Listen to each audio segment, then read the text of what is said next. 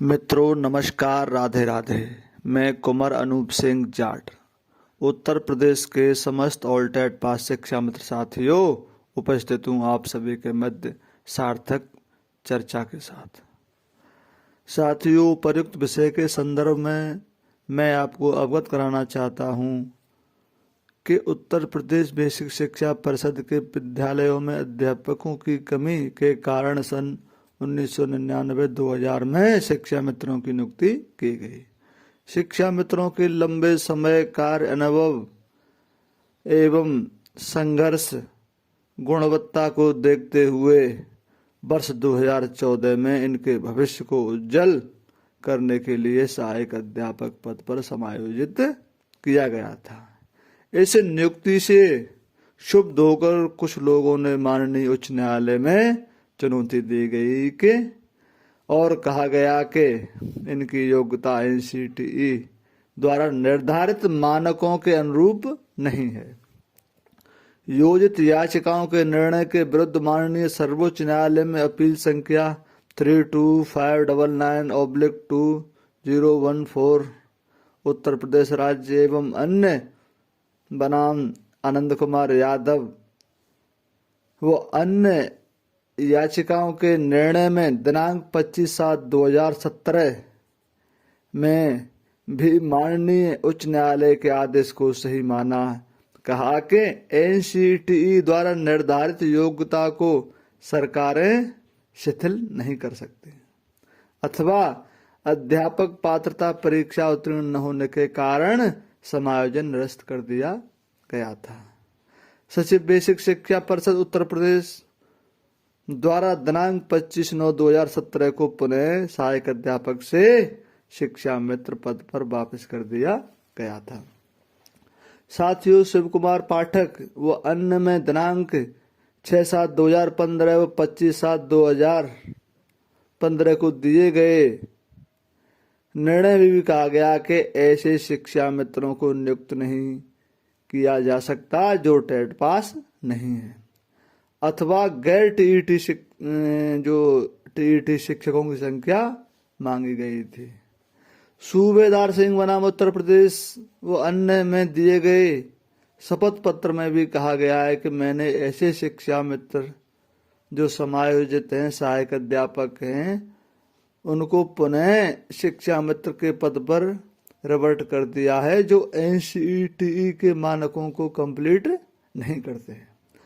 माननीय सर्वोच्च न्यायालय में सिविल अपील 1198/2020 रामशरण मौर्य अन्य बनाम के जो आदेश में भी विभाग ने कहा है कि मैंने ऐसे शिक्षा मित्रों को सहायक अध्यापक पद से वापस किया है जो टेट पास नहीं थे।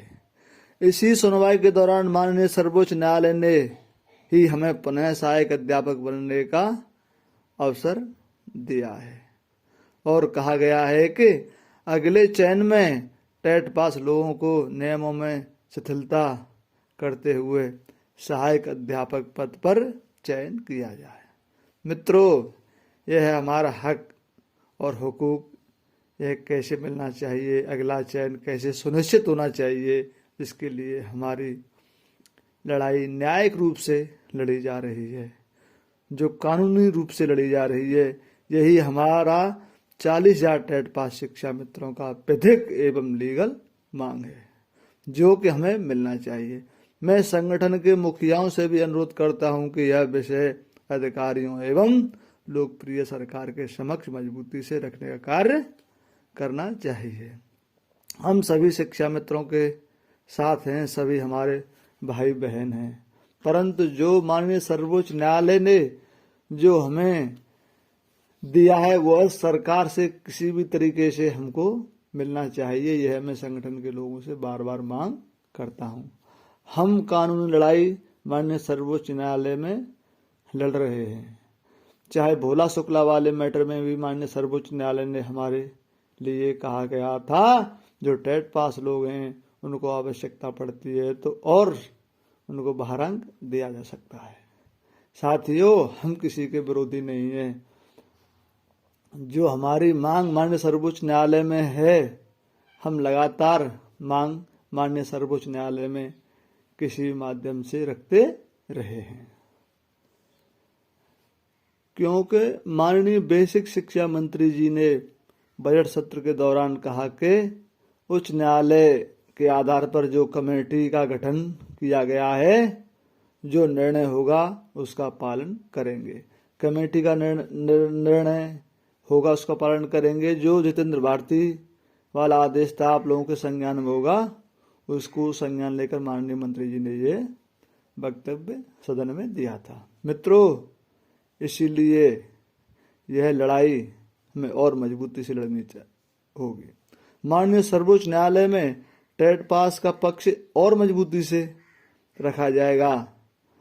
सभी लोग संगठित रहें, पूर्ण मनोयोग से शिक्षण कार्य करते रहें, ज्यादा आशा न पालते हुए अपना कार्य करते रहें। शिक्षण कार्य के साथ साथ कुछ और भी छोटा जो अपने गृह कार्य हैं, जो खेती का है, पशुपालन का, इनको भी करते रहें, क्योंकि इससे इन छोटे कार्यों से भी हमें आर्थिक मदद मिलती है।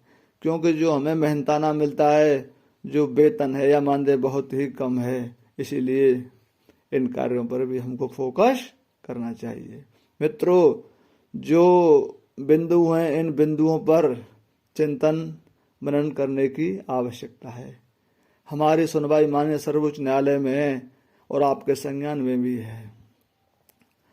हमारा सहयोग जो बनता है करते रहें, अपने हक और हुकूक के लिए लड़ते रहें। आपने जो विश्वास मुझ पे किया है, मैं उसे बखूबी अंजाम तक पहुंचाने का कार्य करूंगा। साथियों, अधिक फोन कॉल्स न करें, क्योंकि हमारी लड़ाई कानूनी एवं न्यायिक लड़ी जा रही है। क्योंकि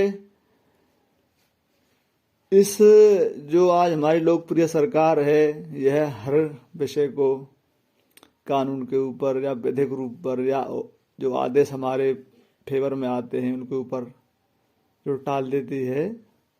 इसीलिए हम भी चाहते हैं कि माननीय सर्वोच्च न्यायालय में बार बार जब टेट पास का विषय जाता है तो हर निर्णय में माननीय सर्वोच्च न्यायालय में शिक्षा मित्रों के लिए कुछ कहा है। कभी न कभी, कहीं न कहीं जब हमारी सुनवाई होगी तो हमको अवश्य टेट पास लोगों को कंसीडर करेगा, क्योंकि हम जो अध्यापक के सारे मानक कंप्लीट करते हैं, जो एनसीईटी द्वारा निर्धारित मानक हैं, तो हम लोगों का इस तरीके से जो हमको मिलना चाहिए वो हमारा हक नहीं मिल पा रहा है।